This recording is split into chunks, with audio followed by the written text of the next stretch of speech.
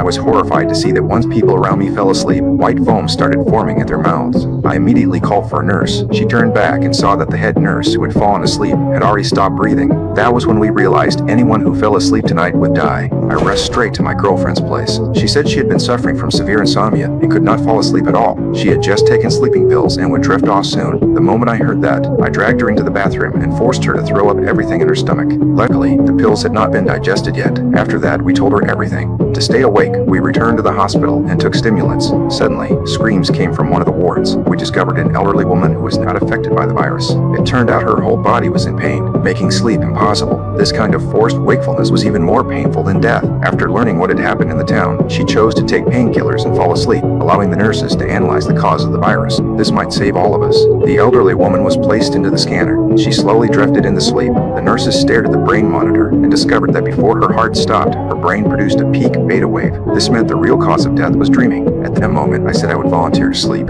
She dreamed for 3 minutes before her breathing stopped. I would only sleep for 2.5 minutes, and they had to wake me up immediately. Entering that dream might hold the answer. I closed my eyes. I woke up from the dream almost instantly, but I found my foot chained to the ground, unable to break free no matter how hard I struggled. A car suddenly approached. Inside was my mother, who had died long ago. She handed me a cup of coffee and told me drinking it would wake me up. At that moment, an oddly dressed old man appeared in the distance. With a gentle pull, my mother slowly stepped back. The old man told me the key to stopping the virus was hidden on Aristra Island. The next second, my companions shook me awake. I immediately told them about Aristra Island, but when we checked the map, we discovered the island was thousands of miles away. We began collecting stimulants and prepared a plane for takeoff. The aircraft successfully lifted into the air. Everyone fought desperately against sleep. Suddenly, my girlfriend collapsed. I completely panicked and ordered the nurse to bring adrenaline. No matter how much medication we used, she never woke up. Even so, we still had to stay awake. My companion's vision began to blur. He used every possible method to stimulate himself and barely managed to fly the final stretch.